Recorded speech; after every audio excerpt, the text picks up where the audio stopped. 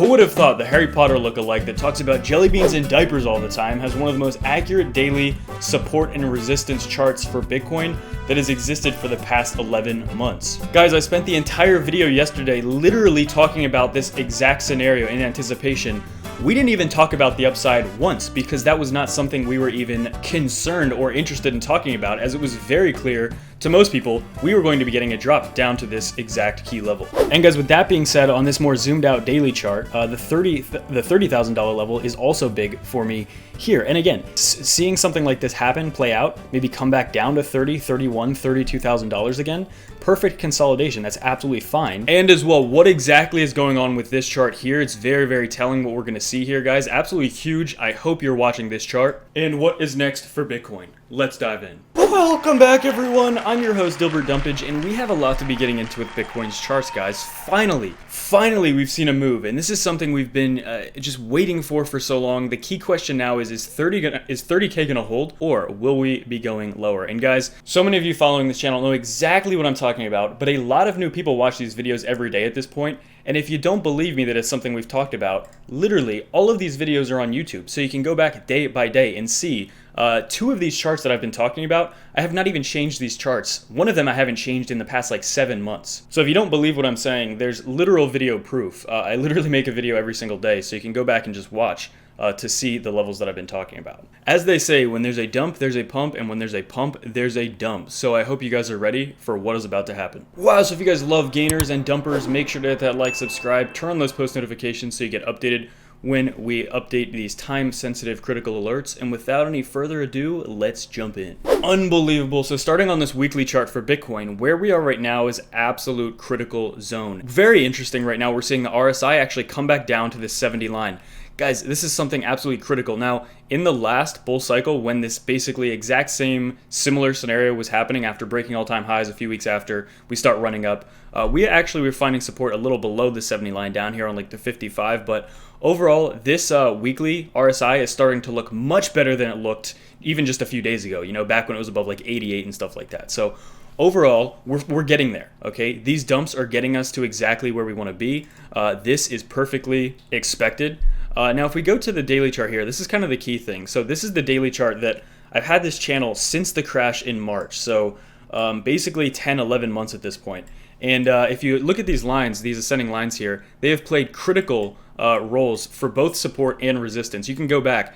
They're literal 6 parallel lines that are ascending. Insanely basic structure, yet Bitcoin's price has respected in one way or another these lines basically for almost an entire 12 months here, right? We're coming up on 12 entire months where these lines have played absolutely critical roles for Bitcoin finding support and resistance from the lows of back, you know, around $4,000 or $5,000 in March of 2020. And as of the last few hours, we've actually now just touched here on our next level, which is right around 31,000 US dollars. This is ascending, so every single day the price gets a little bit higher here. So I see a lot of people panicking, and I specifically made yesterday's video to try to make people not panic by telling them what I thought was most likely, which literally is happening, or at least happened. So if you actually watch the entire video, I don't think anyone would be panicking, because I mean, this is literally the exact scenario we talked about. But now is the real test, right? Are we going to actually make our move all the way down to this 50-day moving average around 26, 27,000 US dollars? And again, you can go back and watch yesterday's video. What I think would be most likely if we did do that would be that it would be a very quick wick down there, and something we would see is a very nice increase in volume, very similar to what we saw back on January 11th, if that would happen. So if we would breach 30K, I think we would plummet below it very, very quickly, and it would be back above 30K basically within the same daily candle, and we would see a very big increase in volume, just like we saw almost 2 weeks ago here, indicating that that could actually be the real short-term bottom here. But as of right now, guys, the reason I have these lines on here is because these lines have a lot to do with where Bitcoin finds very significant support and resistance. So yeah, we're still spending time here because it's a very critical level, and it is very likely that this could actually be a higher low. Remember, our low was back right around almost exactly 30K back on January 11th, and this could be a higher low. Again, there's no guarantee of that just yet, and there's still the possibility we go below 30, we wick below 30, and go higher. But as you can see, as of this very second, and this could change at any moment, as of this very second, we still have not set a lower low. Currently, it's a higher low. Granted, it's very, very close. Like, we're within $500 of setting a or just matching that low of January 11th. But overall, this is a higher low structure. As we talked about yesterday, some people were telling me to maybe change these lines, and maybe that is actually true. But overall, this played out exactly like it would play out based on the lines that I did have on here of it falling out of a symmetrical triangle, right? This is basically exactly how it would have played out, whether you drew the lines differently or if you drew them exactly like this. It was a clear rejection at this point. So it was very clear to me, and I said that in yesterday's video, that this is a clear break to the downside. And that's why I spent literally 100% of the video talking about a downside move and did not even mention any scenarios to the upside, because again, it was pretty clear that the move was going to be swinging to the downside. Now, with that being said, before we continue with Bitcoin, I did want to take a look here with Ethereum, because Ethereum is in crunch mode, very much so. We're below $1,200 today. This is a pretty big move on the daily, from almost $1,400 down to under $1,200. So over $200 swing so far for Ethereum.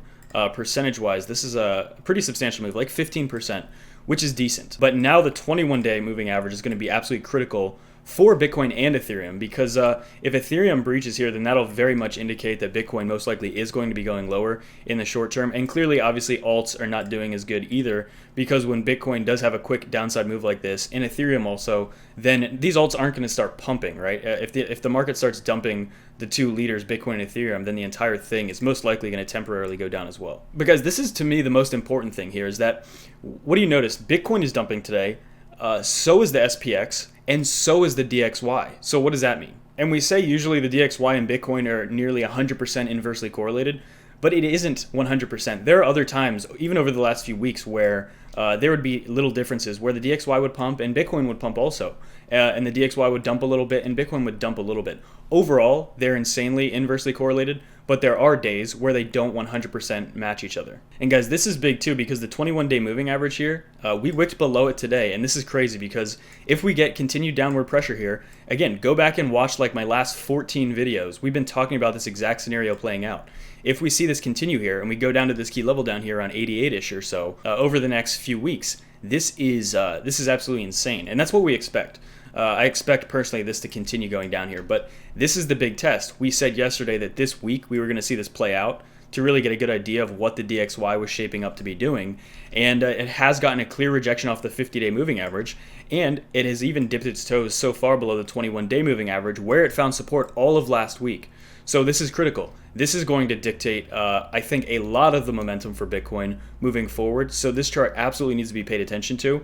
And specifically over the next 24 hours, roughly, how this DXY manages to hold this 21-day moving average is going to give us a very good clue as to what Bitcoin is going to do as well. So guys, with that being said, the possibility of us actually testing $30,000 is becoming a little bit greater, as we're currently battling right on this line here. Now again, as I said, if I would just have to kind of guess what is going to be happening over the next 24 hours, this downward pressure, if it continues, it's very likely that if we break 30K, if we're unable to hold this line here, which has been holding up so far, but let's actually take a look on the 4 hour to see. You can see that's exactly where it bounced if you look on the 4 hour. You just saw that little green thing there.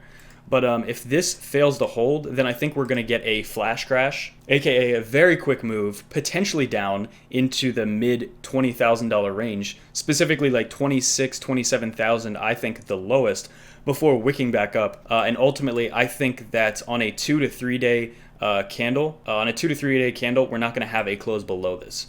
So what I'm saying there is basically, if we get a dip below 30K and below this line, then I think you have like maybe 1 to 2 days max to take advantage of a situation like that, before it is possible that we start consolidating more to the upside and ultimately head higher over the next week or two. Unbelievable. So make sure to hit that sub and turn on those post notifications so you get updated when we post these absolutely time-sensitive videos. Definitely worth your time to just take a step back and zoom out, because literally still nothing that has happened so far is something that all of us weren't really expecting. Again, this is what makes the most sense, but if you would ask me what I'm doing, I'm still allocating small positions to Ethereum at these levels, right? Because between like the 1100 to 1300 is for me a very attractive buying level for Ethereum. And if you guys are interested in trading, make sure to take advantage of our Bybit bonuses below, up to an additional $620 for trading when you deposit on Bybit. Experienced traders only, and also if you want to support the channel and never risk more than what you're willing to lose.